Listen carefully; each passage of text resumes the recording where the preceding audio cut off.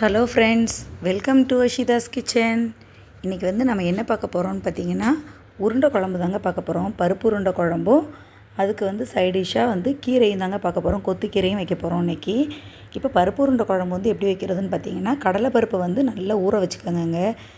நீங்கள் முதல் நாள் நைட்டே ஊற வச்சுருந்தீங்கன்னா நல்லா ஊறிடும். அப்படி இல்லை அப்படின்னா காலையில் எந்திரிச்ச உடனே ஊற வச்சிங்கன்னா மதியம் குழம்பு வைக்கிறதுக்கு சரியாக இருக்குங்க. பருப்பு நல்லா ஊறி வந்தால் தான் உங்களுக்கு உருண்டை குழம்பு நல்ல டேஸ்ட்டாக இருக்கும் பார்த்துக்கோங்க. இப்போ நாம் தண்ணியை ஃபுல்லும் நல்லா வடித்து எடுத்துடலாங்க. கடலைப்பருப்பில் கொஞ்சம் கூட தண்ணி இருக்கக்கூடாது. எல்லா தண்ணியுமே வடித்து எடுத்துருங்க.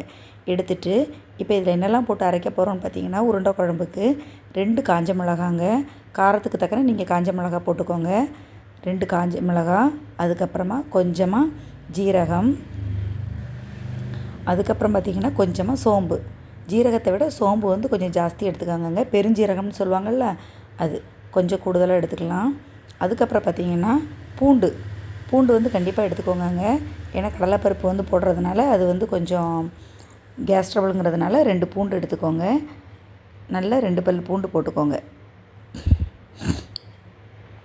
இப்போ பார்த்திங்கன்னா 2 பல் பூண்டு போட்டாச்சுங்க. இதை நல்லா கொரப்பாக ஃபஸ்ட்டே மிக்சியில் அரைச்சிருங்க. ஏன்னா கடலைப்பருப்பு ஒன்றும் பாதியமாக அரைக்கும்போது மிளகா வத்தல் அரையாது. அதனால் இதை கொஞ்சமாக அரைச்சி வச்சுட்டு இப்போ கடலைப்பருப்பு எல்லாத்தையும் இதில் சேர்த்துக்கலாங்க. இப்போ எல்லா கடலைப்பருப்பையும் போட்டு மிக்சியில் கொரப்பாக அரைச்சி எடுத்துக்கோங்க. ரொம்ப மையாக அரைக்கக்கூடாதுங்க. நம்ம சாப்பிடும்போது அந்த கொரப்பாக இருந்தால் தான் அந்த குழம்பு நல்லாயிருக்கும். சாப்பிட்றதுக்கும் உருண்டை நல்லாயிருக்கும். இப்போ இதை போட்டுக்கலாங்க. போட்டுட்டு இதை மிக்சியில் நல்லா கொரன்னு அரைச்சிருங்க. இப்போ இது கூட கொஞ்சமாக பெருங்காயத்தூள் சேர்த்துக்கலாம். பெருங்காயத்தூள் கொஞ்சமாக சேர்த்துருக்கேன். கொஞ்சம் மஞ்சள் பொடி சேர்த்துக்கோங்க. கொஞ்சமாக மஞ்சள் தூள். இது எல்லாத்தையுமே சேர்த்து இப்போ மிக்சியில் அரைச்சி எடுத்துக்கலாம். நம்ம உப்பு தேவையான அளவு, இந்த உருண்டைக்கு எவ்வளோ உப்பு தேவையோ அந்த அளவு மட்டும் உப்பு போட்டுக்கோங்க. உப்பு போட்டு இதை அரைச்சி எடுத்துகிட்டு வந்துடலாங்க. நல்லா கொரப்பாக இருக்கணும். இப்போ பாருங்கள், இந்த காட்டுறேன் பாருங்கள். பருப்பு தெரியுது பாருங்கள். ஒரு பருப்பு அங்கங்கே தெரியுது. மீதி உள்ளது நல்லா கொரப்பாக அரைஞ்சிருக்கு. இந்த மாதிரி தாங்க அரைஞ்சிருக்கணும். நீங்கள் ஃபைன் பேஸ்ட்டாக அரைச்சிடாதீங்க, நல்லா இருக்காது. இந்த மாதிரி அங்கங்கே ஒரு பருப்பு தட்டுப்படணும் நம்ம சாப்பிடும்போது. அப்போ நல்லாயிருக்கும். இப்போ ஒரு பல்லாரி வெங்காயத்தை நான் கட் பண்ணி வச்சுருக்கேங்க. சின்னதாக கட் பண்ணிக்கோங்க நீங்கள். இப்போ அந்த வெங்காயத்தை அதில் போட்டுக்கலாங்க. சின்ன பல்லாரி தான், ஒரு பல்லாரி கட் பண்ணி வச்சுருக்கேங்க. பல்லாரி போட்டுக்கோங்க. கொஞ்சமாக கருவேப்பிலை போட்டுக்கோங்க. கருவேப்பிலையை சும்மா அப்படியே பிச்சு வச்சுருக்கேங்க. அந்த கருவேப்பிலையும் போட்டிருக்கேன். இப்போ இது எல்லாத்தையும் நல்லா மிக்ஸ் பண்ணிவிட்டு உருண்டை பிடிச்சிக்கலாங்க. நல்லா உருட்டி வச்சுக்கோங்க. இந்த பாருங்கள், இந்த மாதிரி நல்லா பிசைஞ்சிக்கலாம். நல்லா பிசைஞ்சு விட்டுக்கோங்க. வெங்காயம்லாம் நல்லா அதில் சேரணும் பார்த்தீங்களா? அதனால் நல்லா பிசைஞ்சு விட்டுக்கோங்க. உப்பு எல்லாமே இதில் கரெக்டாக இருக்கணுங்க. இந்த ஸ்டேஜில் நீங்கள் கொஞ்சம் உப்பு பார்த்துக்கோங்க. நம்ம போட்ட உப்பெல்லாம் கரெக்டாக இருக்காங்கிறத இந்த ஸ்டேஜில் பார்த்துக்கோங்க. பார்த்துட்டு உருட்டிக்கலாங்க உருண்டையை. ரொம்ப டைட்டாக வச்சு உருட்டக்கூடாதுங்க, ரொம்ப லூஸாகவும் உருட்டக்கூடாது, மீடியமாக உருட்டிக்கணும் உருண்டை. இந்த பாருங்கள், இந்த மாதிரி உருட்டி வச்சுக்கோங்க. ரொம்ப இறுக்கி பிச்சு உருட்டணும் அப்படின்னா உள்ளுக்கு மசாலா இதெல்லாம் இதை நல்லா இறங்காது. ரொம்ப லூஸாக உருட்டினாலும் உதிர்ந்துடும். கொஞ்சம் கரெக்டான அளவுக்கு பிடிச்சி உருட்டிக்கோங்க. தண்ணியே சேர்க்க தேவையில்லைங்க. நம்ம அரைக்கும்போது அந்த பருப்புலேயே அரைஞ்சிரும். தண்ணி யாரும் சேர்க்காதீங்க. இப்போ இதை நல்லா அப்படியே உருட்டி வச்சுக்கலாங்க. சூப்பராக இருக்குது பாருங்கள். நல்லா இந்த மாதிரி உருட்டி எடுத்துக்கலாம். இந்த மாதிரி உருட்டிக்கலாம்.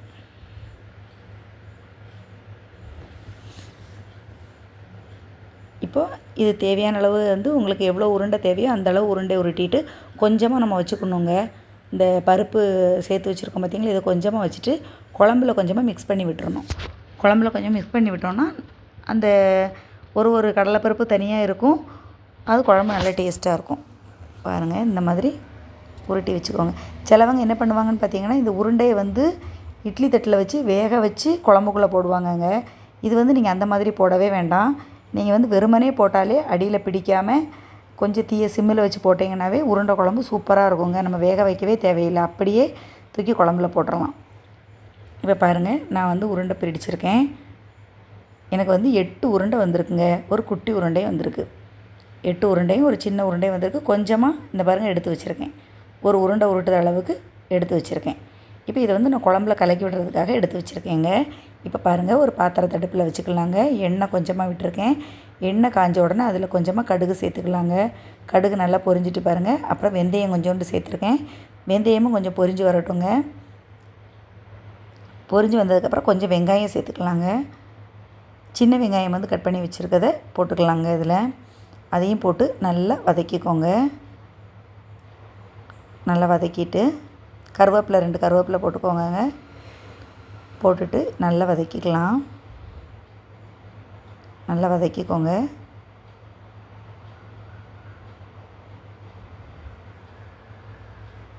இப்போ கொஞ்சம் ஓரளவுக்கு வதங்கியிருக்குங்க. இப்போ இதில் ஒரு பச்சை மிளகாய் போட்டிருக்கலாங்க. இது வந்து ரொம்ப காரமாக இருக்குங்க இந்த பச்சை மிளகாய். அதனால் நான் வந்து கீறாமல் அப்படியே போட்டிருக்கேன். நீங்கள் வந்து பச்சை மிளகாய் காரத்துக்கு ஏற்ற மாதிரி போட்டுக்கோங்க. இப்போ தக்காளி கொஞ்சமாக போட்டுக்கலாங்க. ஒரே ஒரு தக்காளி தான் போட்டிருக்கேன். ரொம்ப தக்காளியெல்லாம் போடலைங்க. சின்ன தக்காளி ஒரு தக்காளி தான் சேர்த்துருக்கேன். சேர்த்துட்டு இதையும் நல்லா வதக்கிக்கலாம். நல்லா வதக்கி விட்டுக்கோங்க. இப்போ கொஞ்சம் உப்பு போட்டிங்கன்னா உங்களுக்கு இன்னும் கொஞ்சம் சீக்கிரம் வதங்கிடுங்க. நீங்கள் உப்பு போடுறதா இருந்தால் கொஞ்சம் உப்பு போட்டு வதக்கி விட்டுருங்க. நல்லா வதங்கிடும் நமக்கு. வெங்காயம், தக்காளி, பச்சை மிளகாய் 3 போட்டிருக்கோம். கடுகு போட்டு தாளிச்சிருக்கோம். வெந்தயம் போட்டு தாளிச்சிருக்கோம். அவ்வளோதான். ஒரே ஒரு பச்சை மிளகாவும் சேர்த்துருக்கோம்.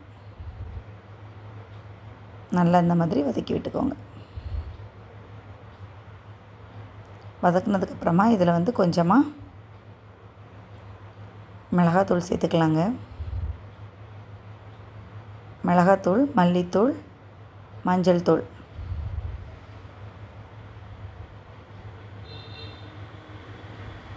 அதையும் போட்டு நல்லா வதக்கிக்கோங்க. இந்த பொடி போட்டதுக்கப்புறம் அந்த பொடியையும் போட்டு நல்லா வதக்கிட்டு இப்போ கொஞ்சம் தண்ணி விட்டுக்கலாங்க. நான் வந்து இந்த பொடியில் என்னெல்லாம் போட்டிருக்கேன்னு பார்த்தீங்கன்னா மிளகாத்தூள், மஞ்சள் தூள், மல்லித்தூள் 3 தாங்க போட்டிருக்கேன். இப்போ நல்லா இந்த மாதிரி மிக்ஸ் பண்ணி விட்டுக்கோங்க. மிக்ஸ் பண்ணி விட்டுட்டு இப்போ புளி தண்ணி ஊற்றிக்கலாங்க. புளி கரைச்சி வச்சுருக்க புளி தண்ணி சேர்த்துக்கலாம். குழம்புக்கு தேவையான அளவு தண்ணி சேர்த்துட்டு உப்பு போட்டுக்கலாங்க. உப்பு எந்த அளவு நமக்கு தேவையோ அந்த அளவுக்கு உப்பு போட்டுக்கலாம். உப்பு போட்டு நல்லா மிக்ஸ் பண்ணி விட்டுக்கலாங்க. இப்போ புளி விட்டதுனால இந்த தண்ணி வந்து கொஞ்சம் லேசாக கொதி வரட்டும். புளி விட்டுருக்கோம்ல, அதனால் கொஞ்சம் கொதித்ததுக்கப்புறம் தான் நம்ம தேங்காய் அரைச்சி ஊற்றணும். இப்போ பாருங்கள், தேங்காவோட கொஞ்சமாக ஜீரகம், இது 2த்தையும் மிக்சியில் நல்லா அரைச்சி தேங்காவையும் இதில் ஊற்றிக்கலாங்க. தேங்காய் ஜீரகம் அரைச்சி ஊற்றிக்கலாம். இப்போ பாருங்கள், புளி ஊற்றினதுக்கப்புறம் தண்ணி நல்லா கொதிச்சிட்டு பாருங்கள். அது இப்போ தேங்காயும் ஜீரகமும் அரைச்சி இதை வந்து ஊற்றிருக்கோம்.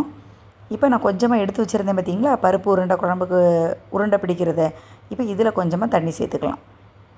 இது கொஞ்சோண்டு தாங்க இருக்குது, இந்த அளவு போதும். இதில் கொஞ்சமாக தண்ணி சேர்த்தா குழம்பு வந்து கொஞ்சம் கொல கொலன்னு இருக்கும், கொஞ்சம் நல்ல டேஸ்ட்டாக இருக்கும். ஏன்னா இதில் பெருஞ்சீரகம் எல்லாமே போட்டிருக்கோம் பார்த்தீங்களா, காயம் எல்லாமே போட்டிருக்கிறதுனால இதையும் கொஞ்சமாக கலந்து விட்டோம்னா இன்னும் கொஞ்சம் குழம்பு நல்ல டேஸ்ட்டாக இருக்கும். இப்போ இதையும் கொஞ்சம் கலந்து அப்படி விட்டுக்கலாம்.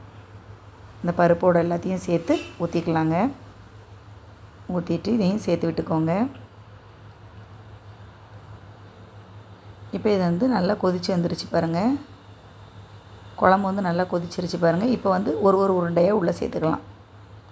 உருண்டை குழம்புல நல்லா இந்த மாதிரி கொதிக்கும்போது தான் உருண்டையை வந்து ஒன்று ஒன்றா சேர்க்கணும். இப்போ உருண்டையை சேர்த்து ஒரு 5 நிமிஷம் வரைக்கும் தீ வந்து கொஞ்சம் ஹையில் இருக்கட்டுங்க. அதுக்கப்புறம் சிம்மில் வச்சுக்கோங்க. ஏன்னா உருண்டை வந்து அடியில் பிடிச்சிடக்கூடாது பார்த்தீங்களா, அதனால் நம்ம வந்து சிம்மில் வச்சுக்கலாம். இப்போ எல்லா உருண்டையுமே இதில் சேர்த்தாச்சு. இந்த பாருங்கள், எல்லா உருண்டையுமே நம்ம சேர்த்துட்டோம்.